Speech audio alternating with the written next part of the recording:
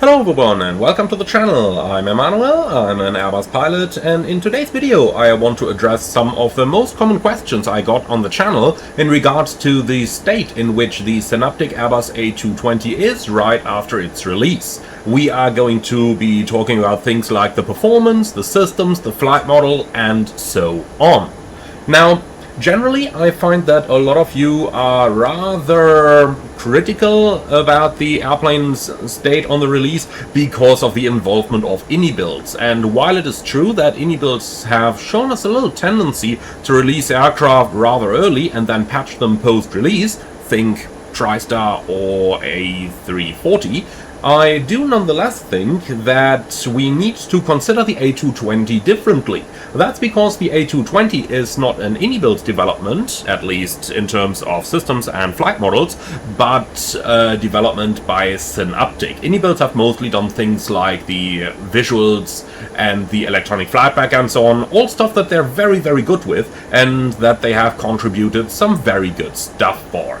Now, let's go ahead and start with the most commonly asked question, and that is the airplane's performance. A lot of you have shown some concern after watching preview, live streams, videos, and so on, that the plane wouldn't perform that well. And it is true that the aircraft has a little bit of a performance impact. However, I think it's somewhat similar to the initial release of the Phoenix A320 back in the day, and just like Phoenix have since updated the airplane's performance pretty dramatically, Synaptic also has some ideas on how to gain some more performance already. I did have a call with the developer and went about it.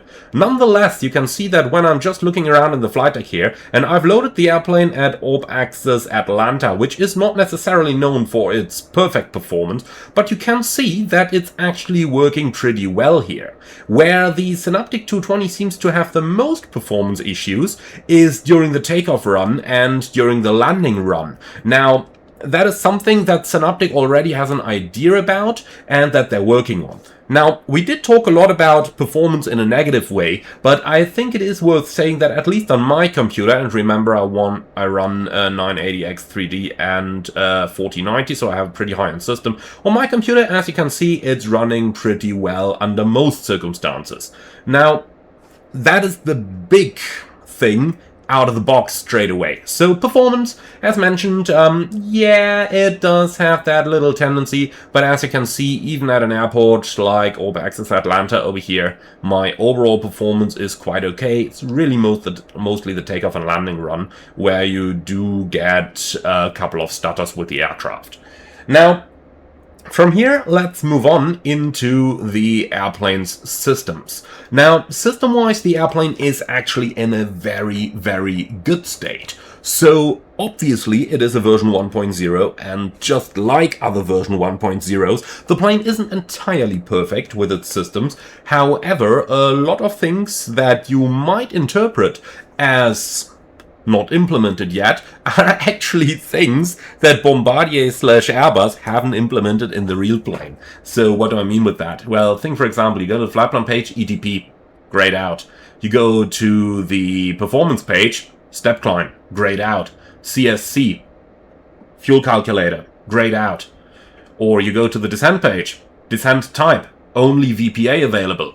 These are all things that were meant to be implemented in the real A220 that are not there yet. So, while it looks like Synaptic has omitted a couple of systems, no, it's actually Bombardier and Airbus that have implemented the buttons because they want to do it later, but haven't implemented that type of stuff in the real world airplane yet. I mean, you can probably hear by my tone that I'm kind of laughing about it, because, let's be honest over here, these things do cost a couple million, and well, you would expect that they would have a proper VNAV available for it, but nope. The 220 still is a pretty new airplane in the real world, only flying for about 10 years, and there's still stuff that Bombardier and Airbus still want to do. Now, what's true is that some systems that the real one has aren't implemented in the initial release version. Things like, for example, a weather radar isn't there yet because of the way that the nav display has been programmed to accommodate for the terrain display, which is the highest resolution terrain display you're gonna find in any airplane. But since this thing goes to such an incredible range here, I mean, look at that, that's to the top like 1,280 nautical miles range. And, you know, it displays all of that. And in order to be able to implement that terrain display, especially because you can overlay terrain and weather at the same time in the 220, Synaptic chose to go for the option with the terrain, and then they're gonna check post-release how they can do the weather on top of that, because by default the way they programmed the nav display is not compatible with the default simulator weather radar API out of the box. But they're going to look into that, they're going to work on that. Likewise, the airport's moving maps are not implemented yet. You can see the airport map fault down there. Now those will be implemented with one of the first updates post-release, so those are going to come pretty soon, but it is something that's there and something that's worth mentioning.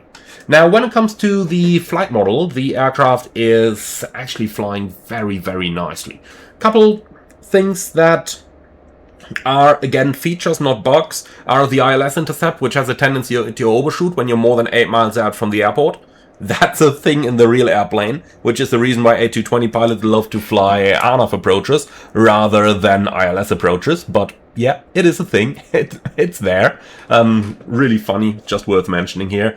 And what you're also going to notice in terms of the flight model is that in the release version of the aircraft, when you touch down on your main wheels and the auto brake kicks in, the nose really starts dropping down, so you really need to apply some backstick to lower the nose gradually. Now, currently this is a little overdone. Synaptic knows that. Synaptic is going to work on it. But it's something worth mentioning, and something that you can easily circumvent by simply not using the auto brake and using manual braking. Now, this is something in an airplane like this that you can easily do. You know, you'll need about 2,000 meters runway-ish when you just use the reversers in no auto brake, and something that pilots, especially in an airplane that has brake temperature problems, and the A220 is such an airplane, something that pilots would do quite a bit in the real world as well. Again, varies per company, and it's something. It's just something worth mentioning.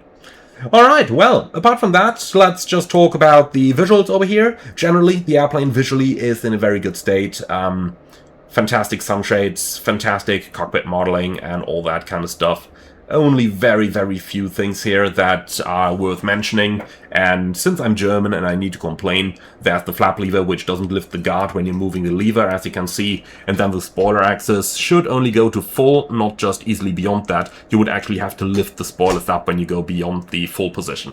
Just something, again, nothing dramatic, nothing out of the ordinary, but something worth mentioning. Well guys, and that's the general state of the Synaptic. We've mostly talked about problems here, but I think all the problems set aside, it's really worth mentioning that those are rather small-scale problems. The performance is obviously the main thing over here, something that they are working on, and something that seems to be a lot better on some airports than on others. But apart from that, the airplane's really in a very, very good shape for an initial release, especially considering that Synaptic is a new developer on the market. So I really think it's very worth getting the airplane, even in the present shape. And even for those of you who aren't big Marketplace fans, in the past, Builds always offered the opportunity to convert Marketplace purchasers of their aircraft to Builds store later on, so that you can get updates through the Builds manager. So I think there's really nothing that would put the airplane in a position where I would say, nah, wait a little bit until you get it. No, I think it's in a very good shape where you can get it straight away. A couple of things that obviously do need a little bit of tweaking, just like you would expect from any initial release, but overall, the airplane is in pretty good shape. Well guys, that's the most commonly asked questions in regards to things that are not yet done or things that are going to be added here. So thank you very much for watching. Leave your comments in the video description, or rather in the comments below. Like, comment and subscribe, and if you really love what I'm doing on this channel, I would appreciate a small donation through the Buy Me Coffee link in the video description below. Thank you very much, and I'm looking forward to see you all again on the next one.